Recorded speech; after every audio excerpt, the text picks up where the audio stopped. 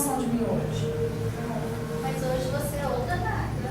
Sou outra da semana passada principalmente, mas eu hoje, deixa eu te falar, eu estava especial, gente, ninguém merece. Né? Eu tava me sentindo extremamente fragilizada por uma dor física, que está comigo desde segunda-feira. E aí essa dor física me remeteu a uma situação pretérita recente, que eu vivenciei em janeiro, gente. Quem lembra, quem não se lembra de mim tossindo?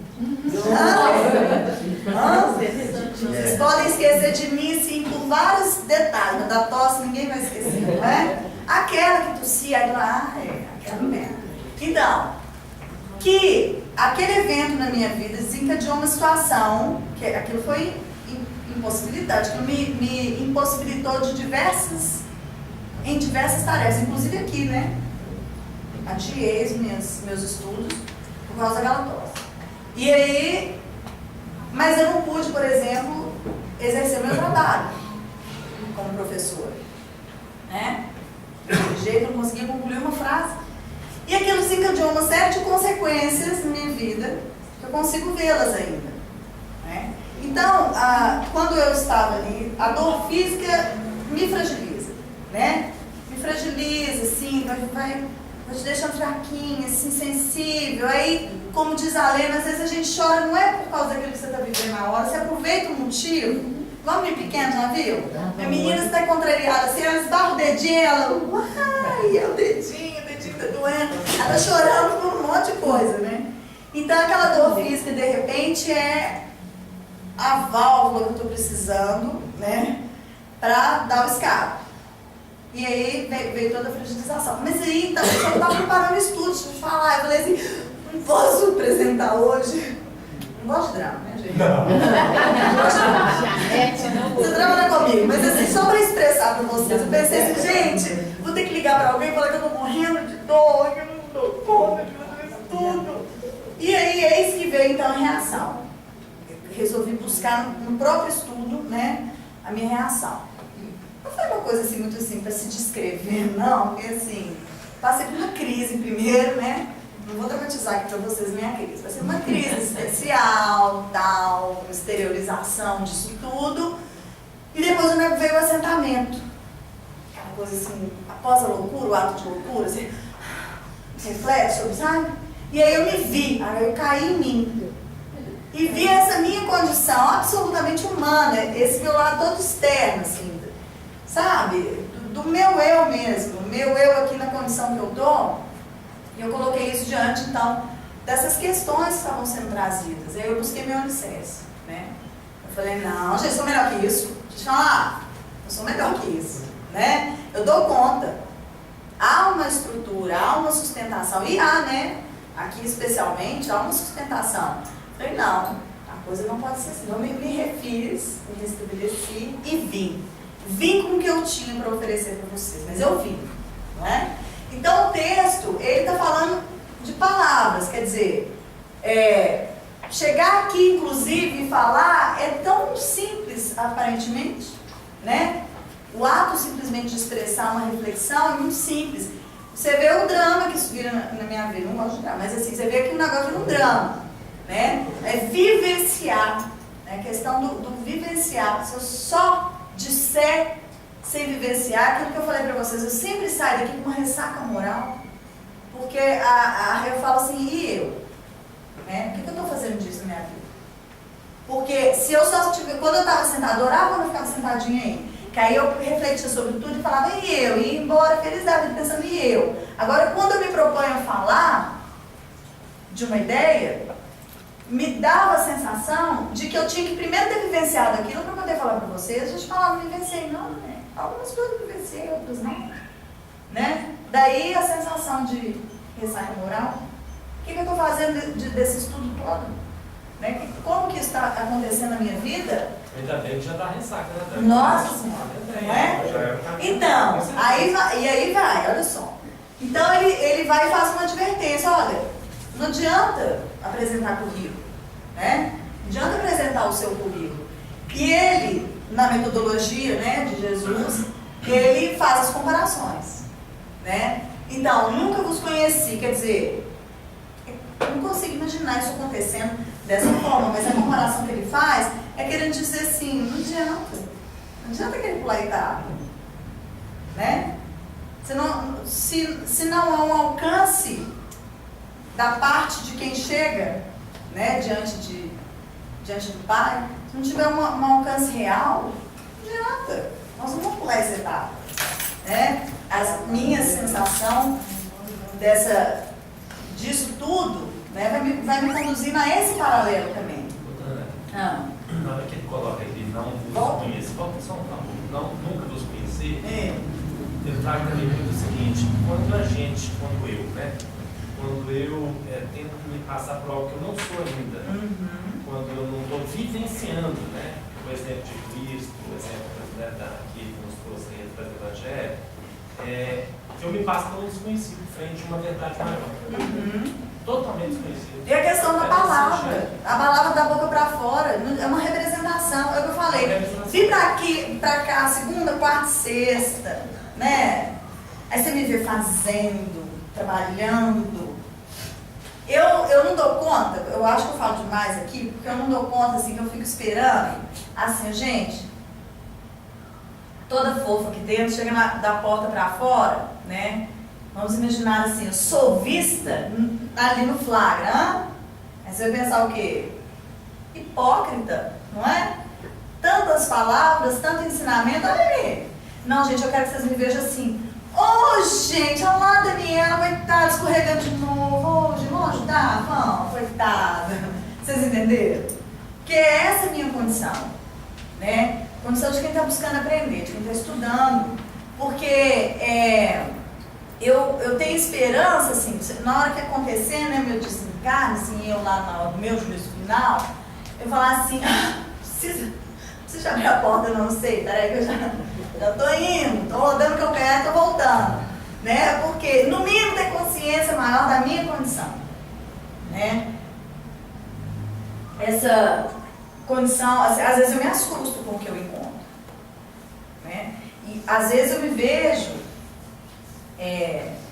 com a ilusão de que eu estou fazendo certo e me descubro no erro. É o vexame, é o constrangimento. Né? Esse frente a frente comigo mesma é o constrangimento máximo. Me lembrei aqui agora de um filme, não vou saber o nome, mas ele é com o Jim Carrey, acho que um dos primeiros papéis em que ele não estava fazendo comédia, em que, falando rapidinho, o filme é o seguinte. Ele tem uma frustração no relacionamento e tinha um grupo de psiquiatras que apagava a memória das pessoas, né? Aí, ele e a namorada, eles entram nesse programa e vão querer apagar, quer dizer, a namorada entra nesse programa e vai querer apagar a memória para não lembrar dele, e aí fica mostrando dentro da memória dela o que está acontecendo, à medida que vão sendo apagadas as memórias. E aí, o cara liga um monte de conectores assim na cabeça dela e fica ali monitorando, assim, eu quero atingir a memória no nível tal do cérebro, então vai monitorando. E aí, então, ela descobre, dentro da memória dela, que ela vai ser que aquilo vai ser, né, apagado. Aí, então, ela fala assim, nossa, e começa a correr dentro da lembrança dela para fugir, que ela não quer, desiste de apagar, só que ela está sedada, né? Então, eles vão fugindo e não conseguem. Assim, o negro, né, que é a memória sendo apagada, vai se aproximando deles, fala, onde é que a gente vai esconder? Ela fala assim, ele fala para ela, vamos nos esconder nas suas vergonhas, né? Vamos aí nas vergonhas, nos traumas, quer dizer, aquilo que está mais difícil de ser encontrado. Vamos fugir desse local aqui da memória e vamos para onde o negócio está mais aprofundado, mais distante de serviço. Né? E então, voltando aqui, é mais ou menos isso, assim, esse constrangimento do frente a frente com a minha própria realidade faz brotar uma coisa que, pelo menos de início, parece totalmente desconhecida para mim, um estranhamento, sabe? Há um estranhamento meu comigo, eu falo, nossa, que vergonha. Quer dizer, eu estou fazendo aqui, achando que eu estou fazendo tudo certo, de repente, eu entendo o erro onde é que está, né? É um constrangimento muito grande. Então, e aí faz uma comparação. Se a gente entendeu aqui, se eu entendi o que ele falou, eu já sou um homem prudente. Então, se eu entendi, entendi, não adianta ir lá com as minhas representações, com a minha aparência, com a minha intelectualidade, né, de quem está entendendo. Se eu já entendi isso, eu já estou sendo comparado a um homem prudente e que eu estou edificando a minha casa sobre a pedra, né? Então, eu falei, então, se eu não sabia, agora eu quero entender isso. Se eu não estava entendendo, agora eu quero entender, né? Para que eu, então, faça esse alicerce. Então, penso até que a gente já está num caminho bom. Quem volta comigo? Quem concorda? Que a gente já está no caminho bom? Concorda. Quem não concorda, todos concordam. Concorda, todo mundo vai acabar concordando. Não é? E eu tenho um alento. Mesmo que a minha casa tenha caído, eu posso reconstruir. Nossa, essa foi boa. Misericórdia divina. E você veja que enquanto eu estiver aqui encarnada, eu posso fazer isso dentro de uma programação. Aliás, Chico Xavier fala, né? Não sei falar com as mesmas palavras, mas ele diz assim, você não adianta querer voltar e recomeçar. Você não vai refazer o início, mas você pode determinar um novo. Enquanto eu estou aqui. Né? Enquanto eu estiver aqui, eu tenho uma nova oportunidade. Fantástico. E tem outras tantas, ainda tem isso, né? Aí desencarnei e falei, deu certo não, opa, vou voltar para onde eu estava, no ponto final. Né? No ponto em que o máximo que eu consegui alcançar de desenvolvimento. A outra angústia, gente, o pessoal vai falar, coitada, ele é muito angustiado, mas a outra angústia é a de achar que se, fazendo um paralelo aqui, se eu tiver que tirar cascas e cascas e cascas de mim até chegar no miolo, né? Ou seja, cada casca que eu tiro, eu me renovo, eu me melhoro, se eu pensar que eu tenho que fazer tudo aqui, neste tempo que me foi determinado, a minha angústia é muito grande.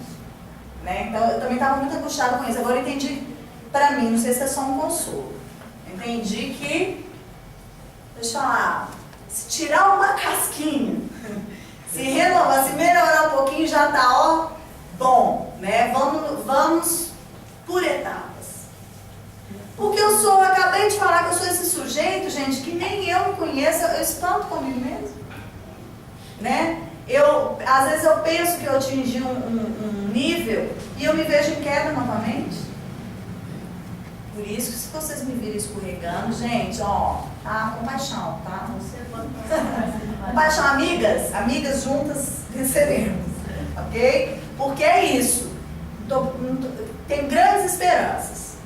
Mas quero acreditar que eu vou e que nós vamos, né? Mas se tiver ficando alguém para trás, se eu estiver ficando para trás, eu vou pedir a mão, me deem a mão. Eu não quero ficar não, gente. Eu estou começando aquele estudo da transição planetária que a gente fez, não sei se vocês se lembram, em que foi dito que, na verdade, a transição planetária é o quê? Uma mudança da condição do planeta, em que muitos serão transferidos para outros ambientes, conforme a condição de cada um, para que aqui, neste ambiente, seja liberada uma nova frequência, uma nova energia, um novo destino. Não era isso? Então, quer dizer, a gente vai entender que muitos vão ter que ser tirados aqui, vão desencarnar, quando desencarnar, vão encarnar em outro ambiente, e outros vão continuar encarnando aqui conforme essa condição. Eu estou começando a suspeitar que eu vou para o outro ambiente. No começo eu pensei assim, eu acho que eu fico. Acho que eu fico, sabe? Que olha só que pessoa bacana que eu sou. Aí hoje, como o dia não foi muito bom, eu tô pensando assim, eu tô achando que eu vou, né? Então, e aí vem a resistência. Essa questão aqui da resistência, estou alicerçada. Então pode vir a tempestade, pode vir a torrente que segura, que dá conta. A tempestade, a torrente, ela tem um limite de força, de potência, né? De ofensa contra aquela casa ali. Se ela resistir a esse limite, ela é forte, né? Não conhecerei de todas as adversidades que possam existir, mas as que estão postas aqui, essas eu tenho que criar resistência para elas. Né? Então, essa edificação, me sentir edificada, me sentir identificada com esse evangelho que a gente está estudando, me dá uma segurança. Foi onde eu bati o pé hoje e falei, o que é isso? O que é isso? Estou te desconhecendo, Daniela. Firma esse corpo, menina, levanta essa cabeça, engole esse choro e vai. Né? Vai, porque você tem que dar conta, porque não é possível que não existe o mínimo de sustentação. Porque depois que passa, você fala assim, bobagem, né? Ai, gente, que crise. Mas na hora que você está ali, aquilo é tudo naquele momento. Todo posto tem uma bola no final. Exato, dali não passa, né? Você cai, quer chegar ao público. Projetado novamente para a superfície. Mas é mais ou menos isso, assim. Mas o que eu, aproveitando a lição, o que eu quis, na verdade, foi assim, buscar a força dessa alicerce. Fazer o uso dela mesmo. Né? Invocá-la em mim e senti-la. O que é isso? Né? E eu senti, né? Estou aqui, fazendo gracinha até, tá bom, né? Mas todo aquele que ouve essas minhas palavras e não as pratica, né? Eu acho que o pior é aquela que eu estava na condição anterior. Gente, eu acho que eu vou, acho que eu estou pronta, né? Acho que eu já estou numa etapa boa. Quer dizer, alimentar a minha crença de que está feito, o meu papel está cumprido, de que no ponto que eu estou tá bom, dá sempre para mim mais um pouquinho. Se espremer, sai mais alguma coisa. Né? Por quê? Porque às vezes é alimentar exatamente a falsa ideia de que falar Senhor, Senhor, olha o meu currículo, já está bom. Não é? Então, para mim, veio o seguinte de falar. É aquela revisão que já foi dito aqui várias vezes, uma revisão, se puder, diária, né? Disse o Rodrigo na semana passada, se pudesse ser a cada segundo, não foi? Se pudesse ser a cada segundo, que eu, para falar a verdade, não faço. Não faço. Faço muitas revisões. Normalmente, adivinha que momento? Nos de crise, no enfrentamento. Né? Porque quando não está doendo, quando está tudo dando certo, né? Ah, gente, tá vendo quase que eu sou? Né? Olha aí o resultado do sucesso do meu investimento. Né? É na hora que vem a dor, a doença, a angústia, a tristeza, a depressão. É nessa hora que eu sou advertida, né? Você fala, tá bom, não tá dando certo. Né? O incômodo. E caiu a chuva, vieram as torrentes e a casa cai. Né? Então, por isso que eu tentei assim, não deixar hoje o barraco cair de jeito nenhum.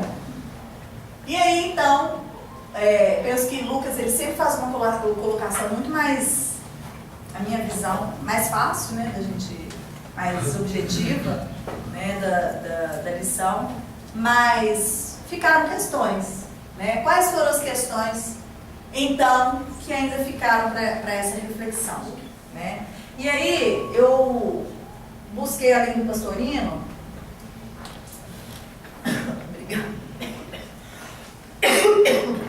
além do Pastorino, como eu fiz na semana passada,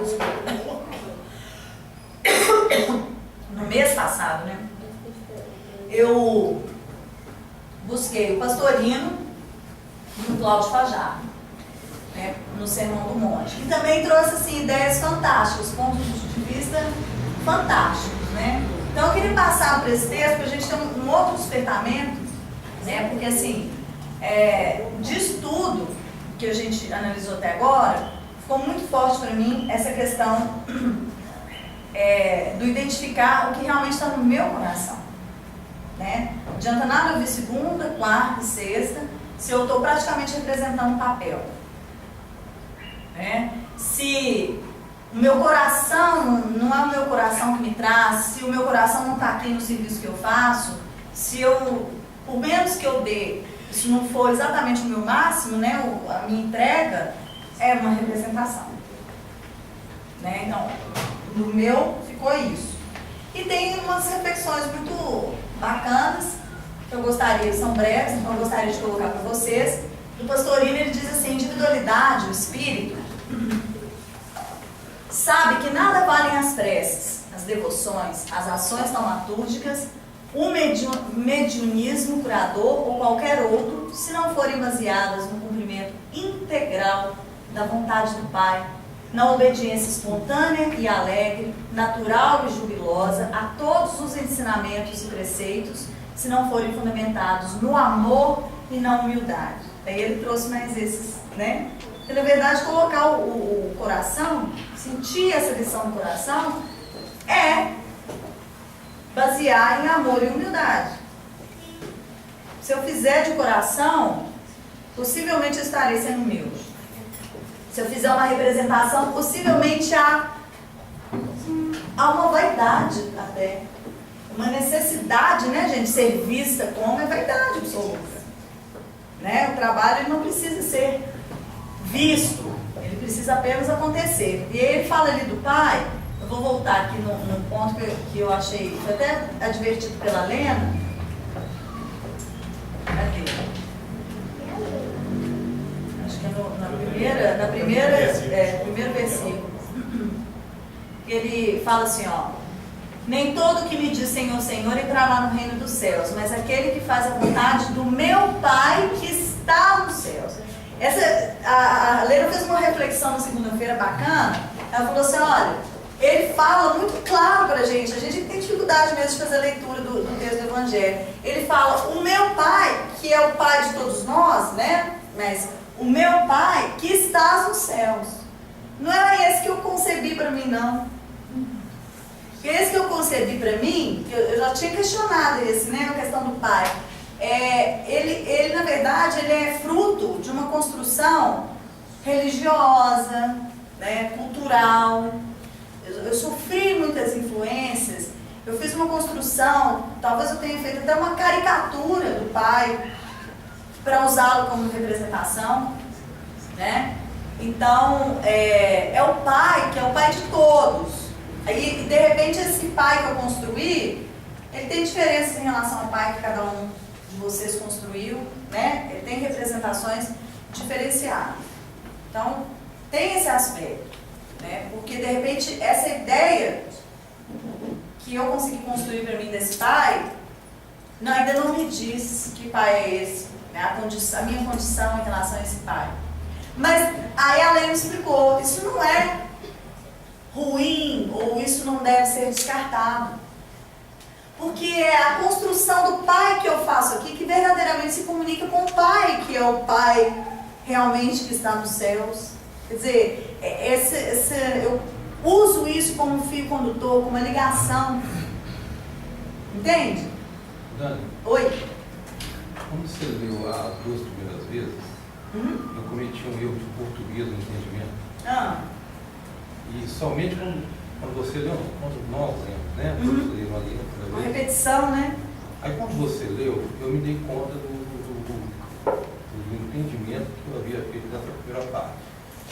Mas o que eu percebi é o seguinte, né? E às vezes eu percebo quando a gente está falando, e vou até usar uma expressão sua numa das vossas que você teve, em que você falou que estava numa audiência, o pessoal da conciliação, aí ninguém falava nada, aí você virou e falou assim, pô, nós estamos numa conciliação. Né?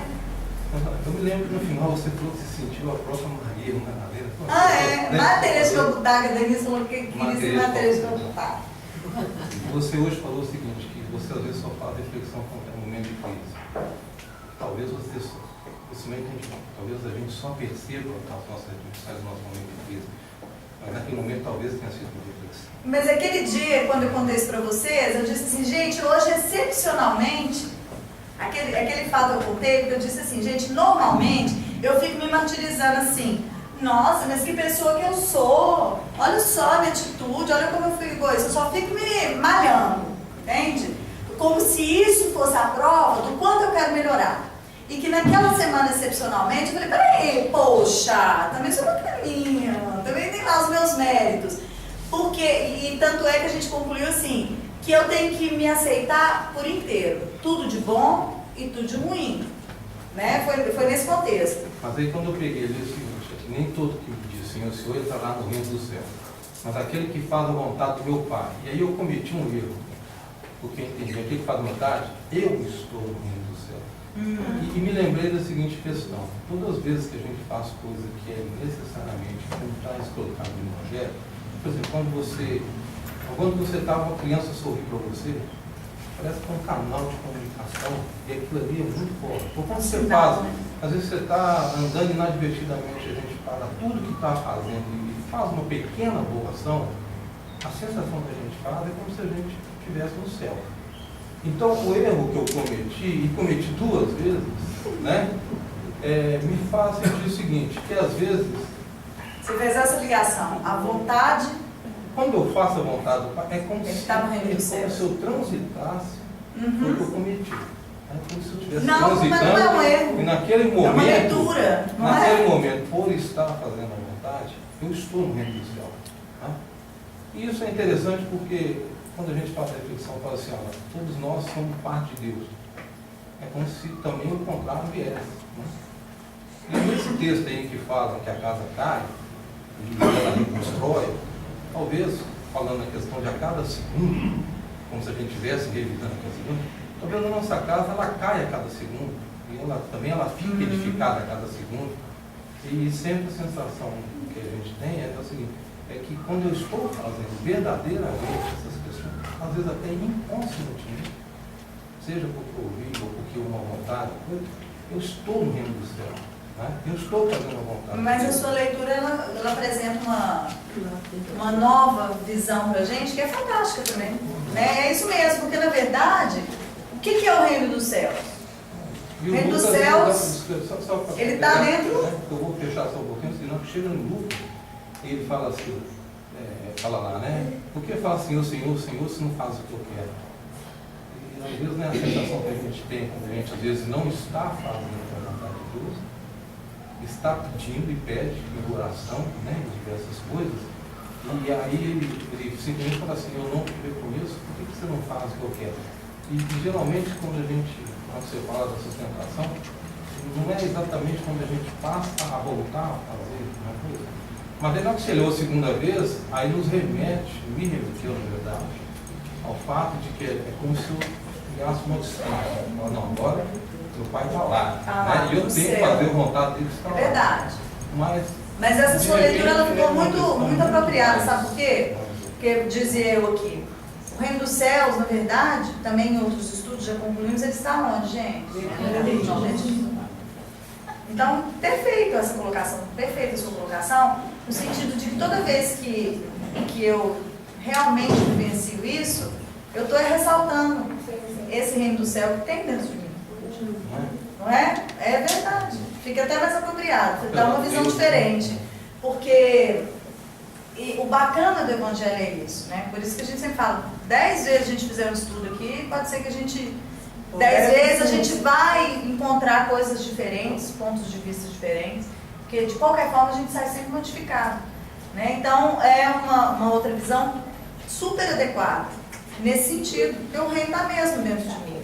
Não há essa distância física, geográfica, né, interplanetária, né, mas isso, inclusive, resulta dessas construções que eu falei. O que é a ideia do Pai que eu construí com diversos elementos que se agregaram a mim, né, dos quais eu fiz essas construções? Essa ideia de que o Pai está lá, de que Ele está distante de mim, né? E, no entanto, o reino dele é dentro de mim. Então, certamente, quem é que está dentro de mim também? O Pai. Se Ele está no reino dos céus e o reino dos céus está em mim, então, o Pai vive em mim. Né? Então, voltando lá nas reflexões, né, do Pastorino, depois ele diz assim: todas as vezes que sofremos, quando algo acontece, com isso demonstramos que ainda vivemos na personalidade. Se alguém nos bate, fere ou mata, é apenas atingido um veículo que nos foi temporariamente emprestado. O nosso eu jamais é alcançado. O verdadeiro eu é inatingível por qualquer ação externa, mesmo que a ação provenha de nossa própria personalidade. Por isso, o homem que consegue a união é impassível. E aí tem tudo a ver com isso também que você acabou de comentar, no sentido de que se eu me vejo numa ação legitimamente cristã, né, evangélica, eu me sinto no reino dos céus. Eu me sinto muito mais próximo. E, na verdade, quando eu contrario, quem é que está contrariando? É a minha personalidade. A minha vaidade, a minha vontade de cumprir as minhas vontades aqui, né? Quer dizer, a minha ligação com o mundo, quanto maior o meu apego, maior a minha insistência em querer fazer a minha vontade, cumprir a minha vontade. Fazer desse plano aqui um simples serviço para o meu bem-estar, para a minha vaidade, para o meu conforto. Não que a gente deva renunciar ao que nos está sendo emprestado de forma alguma. Se está sendo emprestado, vamos aproveitar, né, gente? Mas assim, isso não pode se tornar o centro. Isso é só ferramenta. Isso é estrutura, né? É a mesma coisa de uma empresa que te contrata e fala, ó, nós te damos para transporte, te damos carro para você circular, viu? A gente também paga a sua casa, né? Te dá moradia. Então, esses são os recursos que nos estão sendo oferecidos. Mas isso não pode se tornar o meu objetivo, senão eu estou agindo para sempre obter a satisfação da minha personalidade, né? E tudo, então, que atinge, está atingindo a minha personalidade. Porque esse eu que eu estou construindo ao longo de diversas encarnações, né, de diversos ensaios que eu faço aqui, a gente viu num outro estudo, o átomo permanente. Vocês se lembram do átomo permanente, gente? Para quem não assistiu o estudo, né, para os nossos novatos, o átomo permanente, em síntese, é algo que você pode desencarnar, e dentro das 7 camadas que existem para a gente desenvolver, em busca do encontro com a alma, com a mônada, vai sobrar o átomo, um átomo, que se torna um átomo permanente, que ele vai gravar em si como se fosse um pendrive, como se fosse um disquete. Ele vai registrar tudo que realmente de essencial você conseguiu adquirir ao longo dessas experiências, né? Então, o meu eu, ele tá... Eu não tenho lembrança, eu não sei da extensão de mim, desse meu eu. Ele é muito mais amplo que eu, esse meu eu, personalidade aqui. Isso eu sei, né? Então, Cláudio Fajardo, 2 frasinhas que eu achei fantástico. O exemplo não é uma forma de ensinar, é a única. E o reino está dentro de cada um de nós, né? Então, mais uma vez, com todas essas crises, estiricos, haverá um dia que eu chegarei aqui e não terei nada de dramático para contar, espero eu. Ou não sei. Tomara que você tenha, ou seja não. liberando. Menina, Aqui eu só sei que uma vez por mês eu tenho essa oportunidade, gente, de sangrar. Detesto drama, gente. Sangrar. Tudo isso, né, que está contido dentro de mim, e o estudo me ajuda demais, né? Então, o meu grande desafio é participar desse estudo. Porque o meu enfrentamento nele é, assim, um grande milagre do Evangelho que eu consigo ver em mim. Você permite uma coisa mais dinâmica? Claro que eu permito. Pois não, Rodrigo. Um que fala do cavar e buscar a base, vamos dizer assim. Cavou a base. Sabe o que esse slide aqui me trouxe muito hoje? Cavou. Hoje, querendo ou não, a gente está falando aqui de buscar o reino do céu, aquilo que está dentro de mim, o alto permanente, essa coisa toda. Quer dizer, a Dani traz, assim, com muita emoção para a gente, inclusive as dificuldades próprias, né? O enfrentamento consigo próprio, para poder realmente até fazer o estudo com tanta qualidade como faz, né? E esse cavou, abriu vala profunda e pôs os acesso sobre a terra. Isso tem muito, no meu entendimento, muito da busca do autoconhecimento também, né? De desprendimento, mas até há quem diga que os evangelhos lá de Maria Madalena e de Tomé, eles foram escondidos, né? É algo da história que diz que eles foram achados lá em 1945 ou 1946, uma ânfora no Egito, né? Mas que eles foram escondidos porque eles falavam muito disso, que é essa importância da busca do autoconhecimento, né? E é o que a Dani tanto busca, a gente sente isso, né?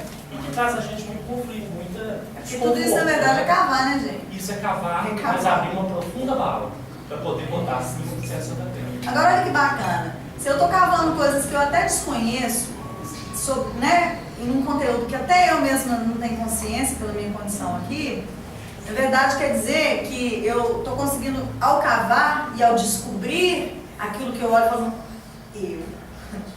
E colocar o alicerce lá é como se fosse ir curando. Quanto mais fundo eu for, mais eu estou curando aquilo que eu falei aqui no começo. Por que eu não lembro? Não preciso lembrar, não, meu filho. Cava e vai tampando aí, colocando, né, esse evangelho em cima, vai corrigindo, porque aí você está fazendo a construção correta. Então, gente, por absoluta falta de tempo, porque a Denise já está ali com o sapato dela na mão, por absoluta falta de tempo, eu agradeço a atenção de vocês, como sempre, e para os novatos, eu vou falar, ou o Leninha fala, sobre o nosso encerramento. Nós encerramos aqui da seguinte forma. Agora eu coloco uma musiquinha, e nós apagamos a luz, sossegamos o nosso coração, e fazemos então uma oração, aproveitamos esse tempo da música para fazer uma oração. Neste momento, estaremos recebendo um passe coletivo da espiritualidade, certo?